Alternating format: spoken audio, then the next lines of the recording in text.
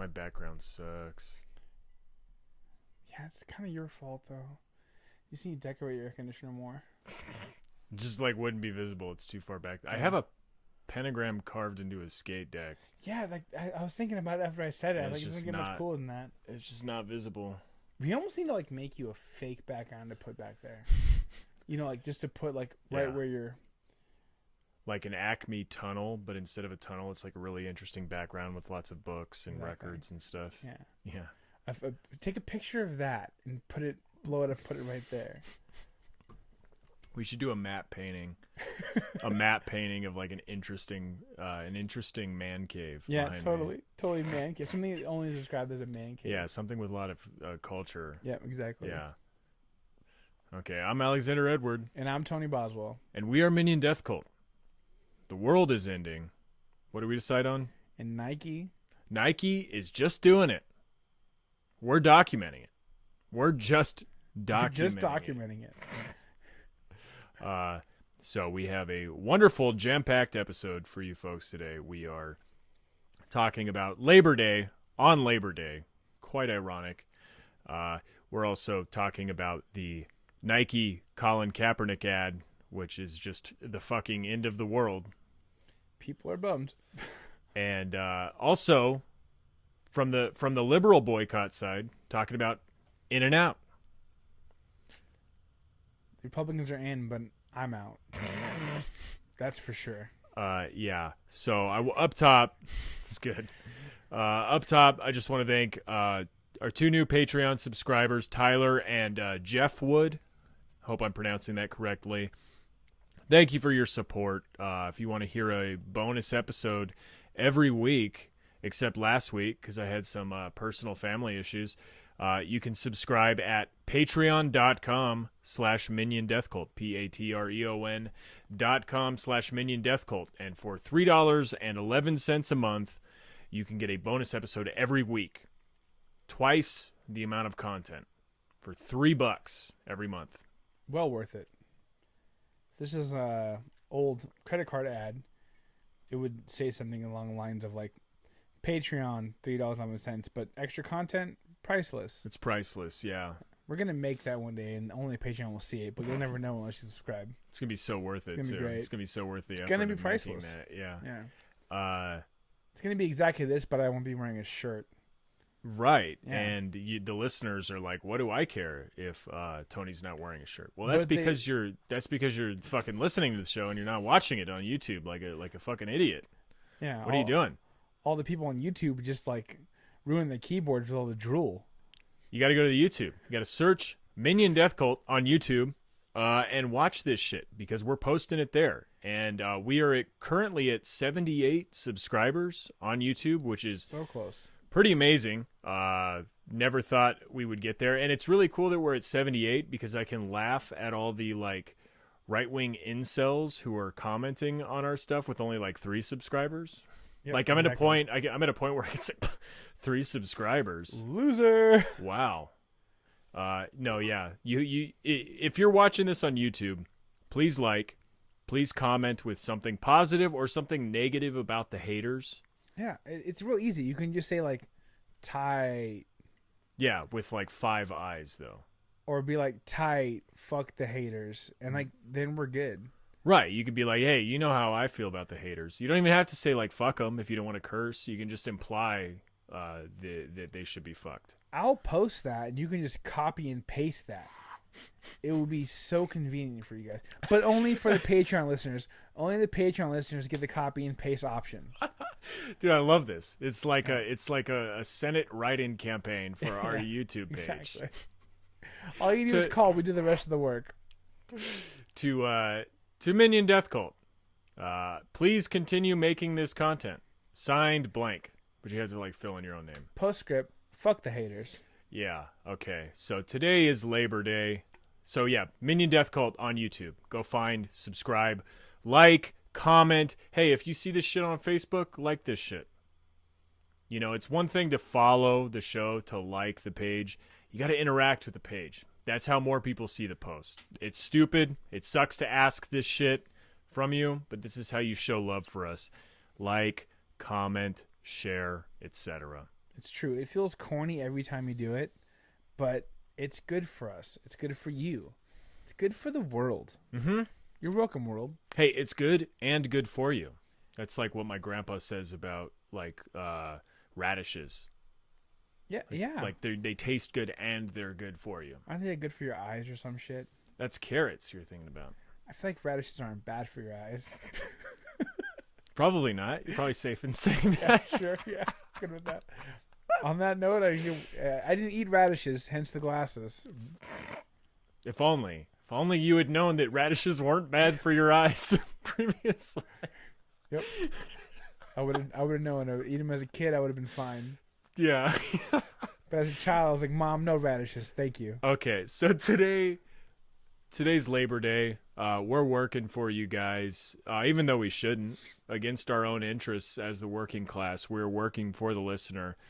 In order to show support for Labor Day, I'm of course wearing my Teamsters shirt here.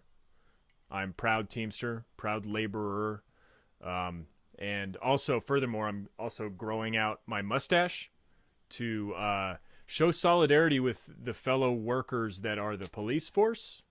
You're a good man. Solidarity. Because we all know, like, the police have, like, probably the most powerful union in America. You're thinking of wrong month, dude. That's for Movember, but it's Povember for the growing mustache for the popos. Yeah. It's Povember, mustache solidarity. Well, I mean, I guess if you're like if you just like want to half-ass your support for the cops, you only grow it out in November. True, but not you. No, I grow it out in September, and then I shave it in October, and then I grow it out again in November. 2 months. I respect for that. the cops. Good job. Yeah. It takes it out of you to grow it. So yeah. No, I think it's funny how strong like police unions are. Like imagine working at a job where you can just kill people like all day, and like that's your job description, and it's like mostly illegal to even question it.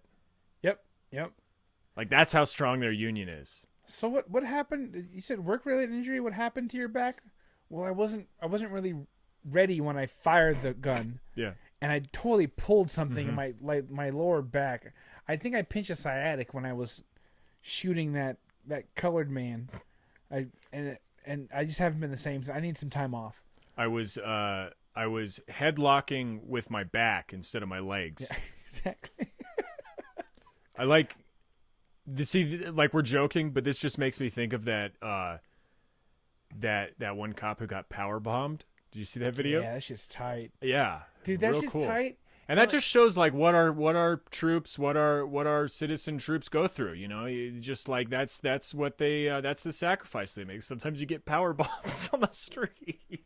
What I love about that video is the person either behind the camera or behind them is like, bro, you're wildin'. Like, yeah, don't do it. Don't do it. Like, you know, you just powerbombed the cop, right? Like, you need to chill. And I'm so happy that person to end up dead. Like, and that sounds crazy, but I'm so happy that guy ended up dead. And he like gave up after that. He kind of realized he laid straight down. Yo, he got a power bomb in, and he was like, "I'm good. I'm good now. I'm good now. Worth it." Like I just hope that he got a cell phone in prison so that he can show people, no, it's cool. This is me. Yeah. This is me. Just like, just free commissary. Fuck. Yeah. Yeah, that shit dude gets tossed. That's the thing is like anytime I see a photo of like or a video of some dude fighting back, you know, against the cops, I'm like, A, this rules, but B, this is going to get this dude in a lot of trouble. Yeah. So like if you see this happening, like an interaction with the cops, I can't stress this enough. Videotape it. Absolutely videotape it. If it shows somebody power bombing the cops, don't share that part of it. Heavily edit it to where it shows the cop getting owned, but like you can't prove who did it. Just like have like make it look like the monster from Lost is power bombing the cop. And you can't tell who's doing it. I would just say like cut right after the power bomb and be like, look, this cop was sleeping on the job.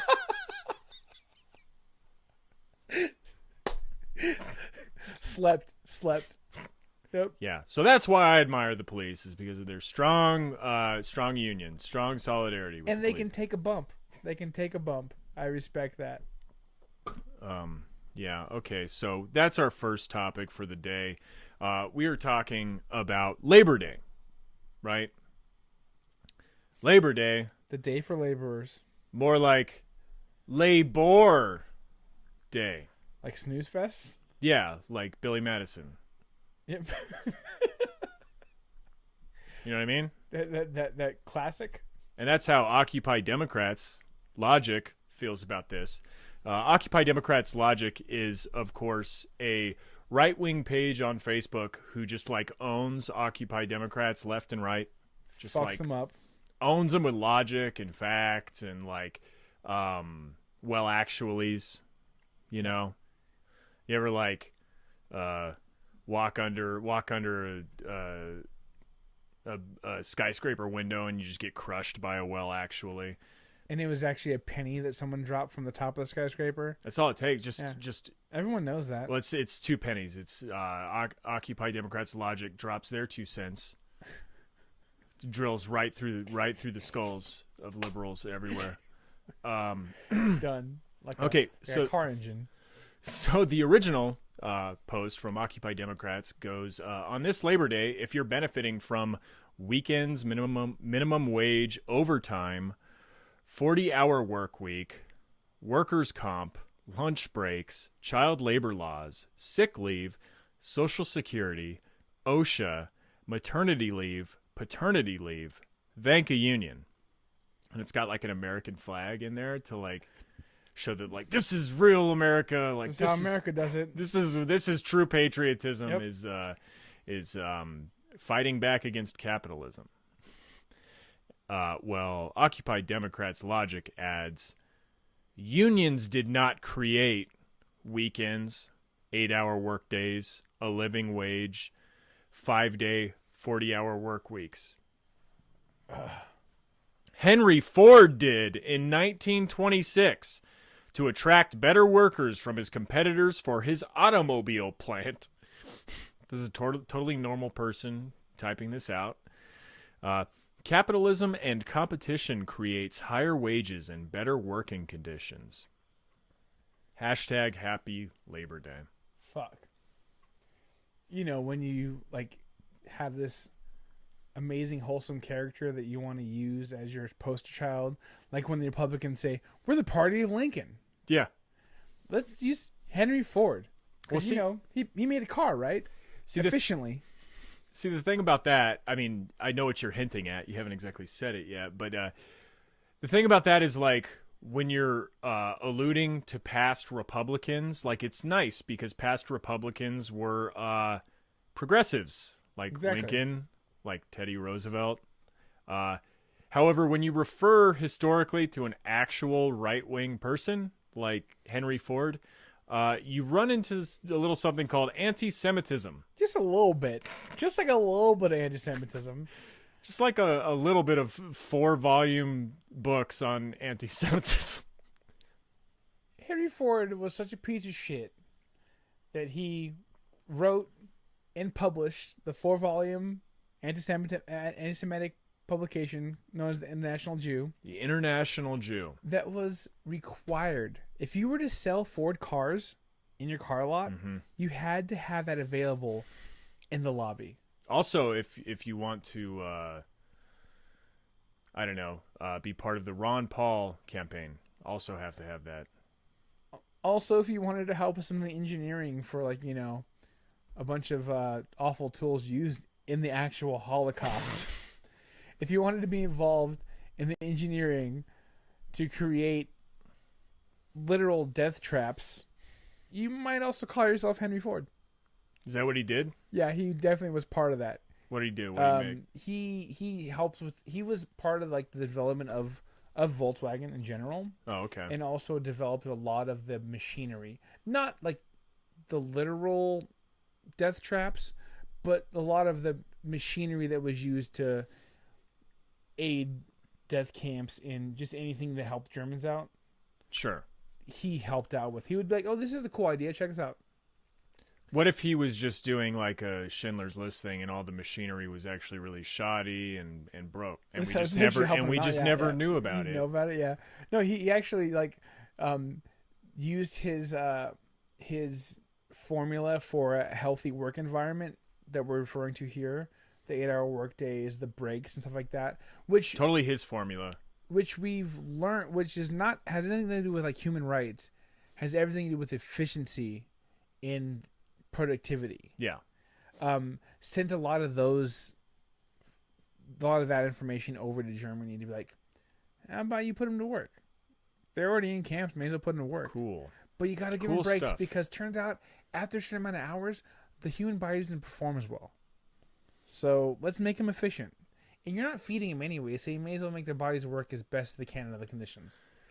Yeah, this is like one of the stupidest things I've ever seen. Yeah, this it's meme. Fucking wild. We're talking about real stupid brain shit here. I like how they list, the original Occupy Democrats meme lists like 10, 11 workers' rights that have been gained by the labor movement. Yeah. And then in order to like own that, Occupy Democrats logic posts like 4 things that supposedly rebut, like Henry Ford, he did the weekends and 8-hour work days, and probably OSHA too. Maybe, I don't know. Probably created the governmental regulatory body known as OSHA. Yep, everyone knows that. So fucking stupid. Like the labor movement, was going on for a long time before 1926. Labor unions fought, struck, and died for the 8-hour day, the 5-hour work week. Going back to 1866, there were protests, strikes of hundreds of thousands of people. 350,000 people nationwide on May Day in, I think, 1866 went on strike for the 8-hour workday. The original May Day. The original May Day. Could you imagine the impact that would have on the economy today? It would have an impact on the economy. If we were to have like the inflation equivalent to that today, we would have a huge impact on the economy. None of this shit happened because Henry Ford is a benevolent capitalist. Like you were saying, a charitable interpretation of this is that Henry Ford realized that productivity increased when laborers were happier. Yeah. That's like the right-wing interpretation of this. Is that, it benefits the employer to do this shit. Exactly. If he said charitable, that's the most it was. If you're like a liberal or a left-leaning person, do not use this argument. Nope. Do not use the argument that, it's beneficial to your employer to only work 8 hours or to have a happy employee. Mm-hmm. That's like the equivalent of saying, it's beneficial to have illegal, undocumented immigrants here because they help the economy. Yeah, it's not the point. No. The point is capital cannot exist without labor. We have a strength as by virtue of our labor, we have a strength in this country that we have not flexed since 19-something. And like you said earlier, we have not considered the inflation on the value of our labor. It's wild. So, this meme is stupid. Like, so dumb. So this is in 1926, Henry Ford implemented this stuff. Teddy Roosevelt's presidential candidacy ran on the 8-hour workday years before this, years before 1926, like 1921 or something like that. This was already a popular idea. It was already an idea that had spent decades that unions had been fighting for decades. Fighting for and literally dying for. Literally getting executed for protesting. And that just shows the head start that capitalism's had. There was a point in time where people were working 12-hour days regardless because that's just the only job they can get. Yeah. So capitalism had like this head start to where we had to realize, oh shit, this isn't cool. You know, like to where we had to realize, oh, this is not the way we should be living, and then start fighting for it. And it took so long for it to become such a regular idea to where when someone implements it, we like lift them up. I see what you're saying. You're saying like it's like the going back to a comment we had last week. It's like the boiling water theory. Exactly. Or it's like a theory of momentum in terms of economics. The water was already started. We just realized halfway through that it was like, oh shit, the water's boiling. Yeah, and it's like, it's what we're going through now. Yep. Like we've seen the degradation of unions, we've seen the degradation of workers' rights, and we're already in this rut of marginalized labor. Absolutely, yeah. It's taken a while for us to catch back up. Yeah, absolutely. And like just to put some real transparency on top of it, my personal life, my you real live, life. huh? I live. I exist. Made that choice. Barely. I live in an area that does cost a lot to live in. California, Southern California, the Inland Empire, Redlands specifically, Redlands, Riverside area. What specifically? My address is no, but it costs a lot to live there anyways, right? I make well above what's considered the national minimum wage. I make about $13 an hour, right? Mm-hmm. And I'm still struggling to be able to pay. I could never pay rent on a 1-bedroom place there. Rent on a 1-bedroom place in my area, in a 20-mile radius from where I live currently, a 1-bedroom rate is about $1,100 plus. I cannot pay that on $13 an hour. And that's more than the minimum wage. And that's significantly more than the national minimum wage. Just to put a very real pin on what's going on here when it comes to the value of our labor and the fact that we have not really thought about that in a long time. We talk about minimum wage, but we don't talk about the value of our labor. Well, if minimum wage didn't exist, like you'd probably make more money somehow. Yeah, totally, right? Yeah, because I'll just be paid for my actual value, right? But dude, I tried that one time. I went to a boss not that long ago. Actually, no, I'm going to go ahead and name names. I worked for a guy. Oh my God, I can't remember his fucking last name. So much for naming names. His name is Scott. Scott. He owns a bike shop. I don't know, dude. Scott. Anyways, I told him, I said, hey man, so since I've been here, I've made you this much more money. Myself. The work I have done has made you this much more money. Mm-hmm. You still won't give me exactly full time.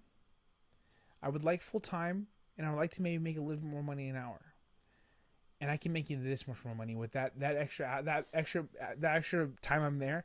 I can make you. I gave him actual values, and he literally just said, "Oh no, it's fine. I'll find somebody else."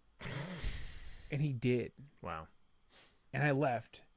And then I recently was talking to somebody about at the same job, and I was talking about that, and I was like, yeah, like he wouldn't pay me. He's like, oh well, because someone else is doing your job now.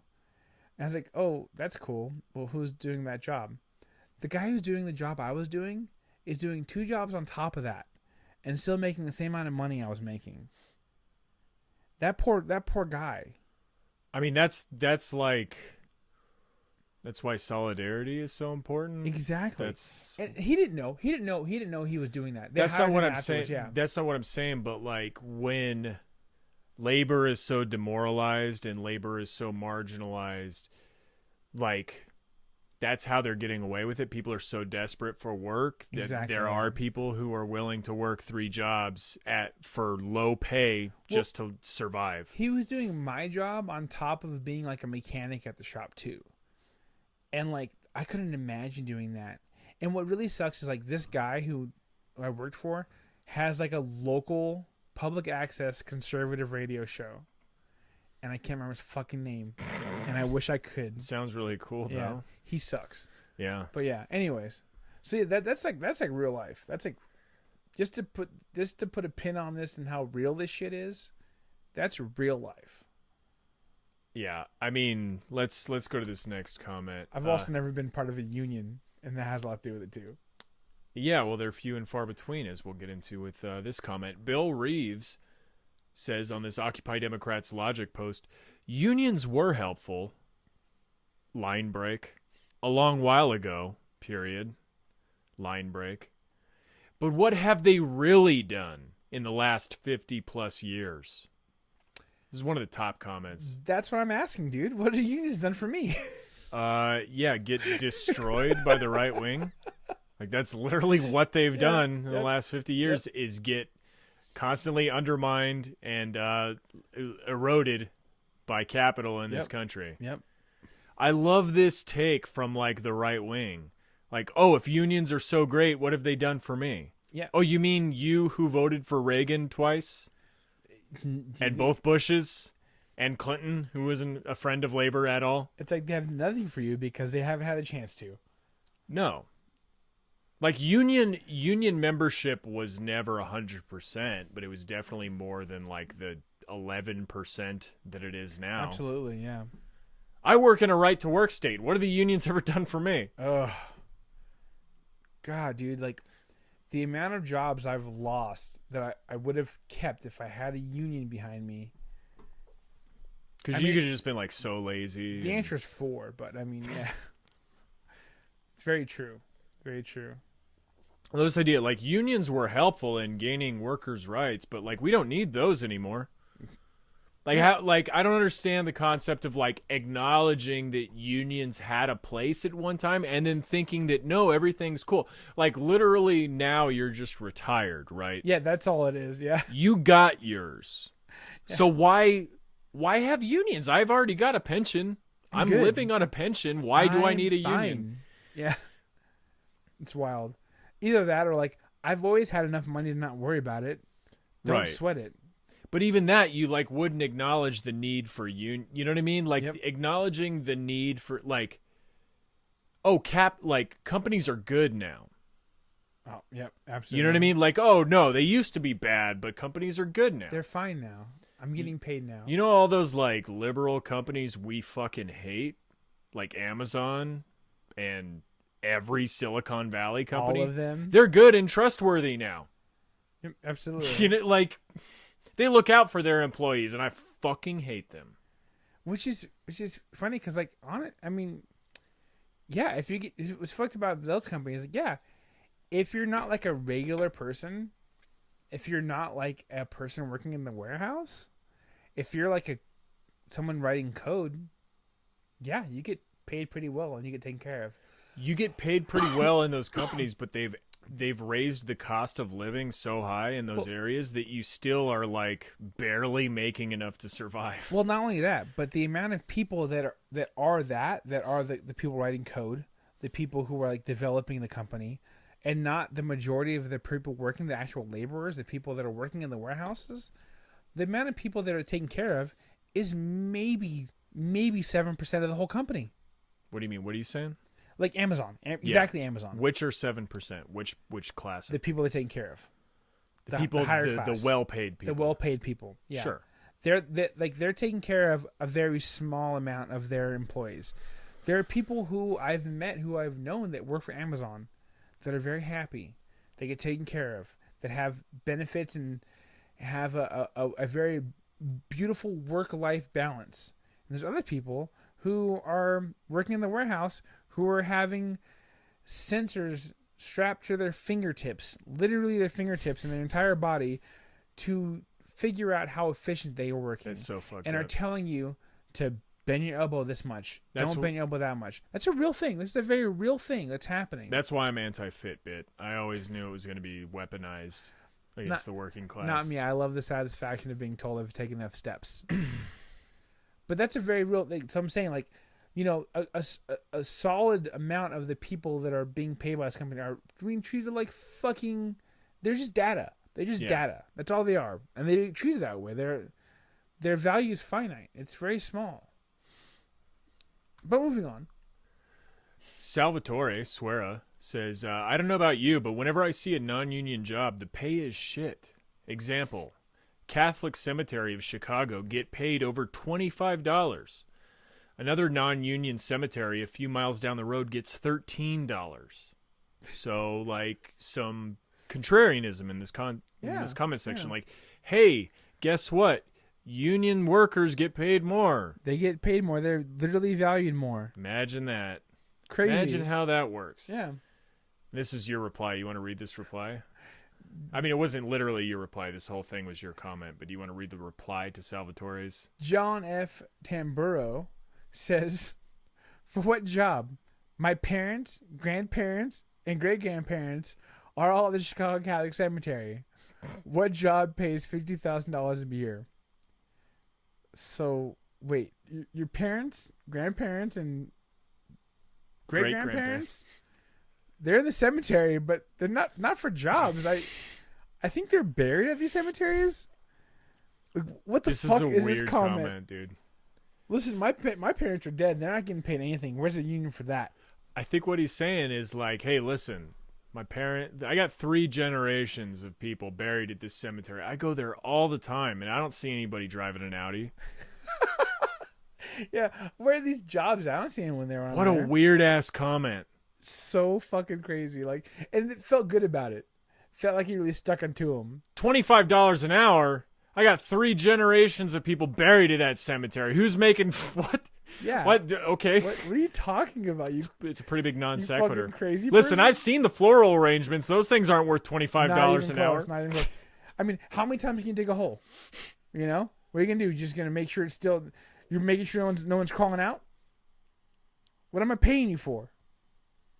I think if your body is buried at a cemetery, like you should get a per diem or something like that from the cemetery for providing fertilizer for the grass. Yeah, fertilizer, and also like you have to pay for that headstone, right? Oh yeah, like you have to pay for that headstone. A lot of money. You're like beautifying that cemetery. The best part about this is like cemeteries are one of the biggest hustles in America. Oh, absolutely. It's insane.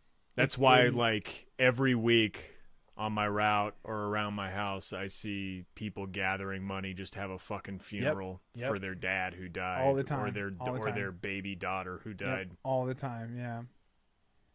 It's insane. We love to leave a legacy that is a brick that says our names in it. I mean, even that, like, that would be cheap. Oh yeah. You know, it's not the expensive part of it. Okay, so this is another real stupid fucking post that I found that I loved. It's a little like infographic.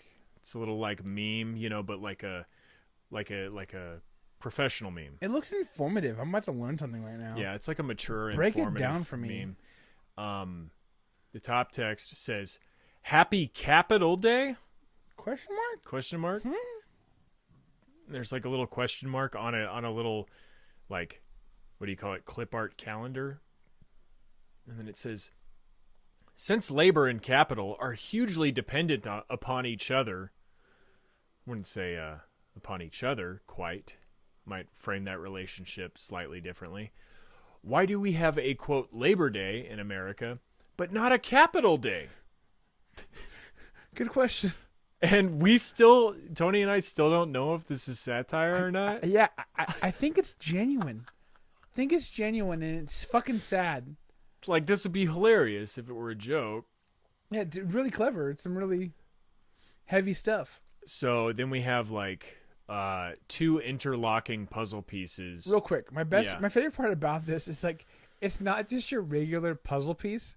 It's like the complicated puzzle piece. It's not just like the nub going in like the hole. It's not just one nub. It's like the nub with like a hook. Like a nub with a hook and then another nub. It's like it's 3 fingers interlocking instead of just 2. It's so complicated. It's 2 puzzle pieces side by side, and each puzzle piece has a nub and a groove, and so they're nubbing each other. But what's ironic about, not ironic, it makes sense. Actually, maybe it makes complete sense. Is that when you see these 2 pieces, they're so stupid and unique, you know they belong together. Like, no one cuts a puzzle this way. Yeah. This is the 2 pieces that This are would be a cut real so red flag. complex Yeah. that you know they go together. Instant, yeah. So the left side is the left puzzle piece is blue, which is odd because it says capital. Weird. Capital without labor means machines with no operators or financial resources without the manpower to invest in. Have you seen the was it Kevin Bacon in that movie Overdrive? Oh, Maximum Overdrive? The one where Yeah. the big rigs come alive and run people over. Yeah, you mean the movie where literally like the only time that capital is able to exist without labor Exactly. Yeah. is when the Earth passes through the tail of a mystical comet and all machines power themselves. Again, the only reason why I feel like, one of the reasons why I feel like this is hopefully satire. Still, I don't think it is, but I want it to be because that would make more sense. You know how I should like say capital, the plot of Maximum Overdrive. I love this. Capital without labor means machines with no operators or financial resources without the manpower to invest in. You know how like with just capital you can just like buy machines that no one built? Yep, totally. They just exist. They just exist in nature. You just think about it. You know how like with just capital you can buy a factory that spontaneously erupted into reality? Well, I don't know if you know about this, but when you do enough money making and praying, there's a 3D printer out there that just does what you want to happen. God's 3D As long- printer? Yeah. If you donate enough money to your church, a 3D printer will make whatever you need. But who printed that 3D printer? It's a chicken and egg situation, you know? And then on the right side, labor without capital, which is red, I'm assuming for communism. Scary. Labor without capital means plenty of people working, but doing it with sticks instead of bulldozers, or starting a small enterprise with pocket change instead of a bank loan. Yep. Totally. That's exactly how everything started. Yeah. Have you heard the story of Jeff Bezos? No. Well, Jeff Bezos is a man who he owns Amazon now. Mm-hmm. Speaking of Amazon, well, his book selling company out of his garage was so close to going under, but luckily he just hit it with sticks. He did not use a bank loan. Did you know that? No, I didn't. Yeah, no bank loans. He hit it with sticks and a small loan from his parents of $250,000, but mostly sticks. No banks. Just $250,000 in sticks. I mean, you're making their point for them that, like, without capital, Amazon couldn't exist. You and, just like, need rich parents. And, like, that's kind of the best argument against capital. It's just be born to wealth. Is, like, without capital, Amazon wouldn't exist. That's actually true. You know what I mean? Could you imagine a world? I couldn't possibly. I did just order some pretty cool things on Prime. I'm excited about getting them in the mail tomorrow. No, but I ordered noticed, them like, now. only capital can make bulldozers. Okay, dude. You can't wish a bulldozer, bro. Bulldozers are like real expensive. They're not cheap. They're like, You couldn't afford a bulldozer wheel by you itself. can't just make a bulldozer, dude. Yeah, you couldn't even afford a tire for a bulldozer. They're expensive as fuck. Labor Day and Capital Day. There's no good reason why we should have just one and not the other. Oh. So, like, we need a day where, like, the owners of the factory or, like, the CEO or the shareholders, a day where they can just kick back. Just fucking relax. A day where they could just take off and, like, sit on their asses and just surf the internet or something. I was going to make some joke about, like, how Capital Day is Black Friday, but that's a really stressful day for them. True. They're, like, on pins and needles waiting to 'Cause, see like- if they don't double or triple their profits. because you know that if someone doesn't die in the line, if someone doesn't get trampled, Yeah. then you're probably not going to make that much money that day. That's a Simpsons joke. Simpsons did it. When they debut the new Malibu Stacy doll and they're like watching like the store opening and they're like, wow, a trampling within 0.2 seconds. This is good. We're good. Yeah, Yep, I think Mo yep. gets trampled. Oh, rip. Who wears soccer cleats to the store?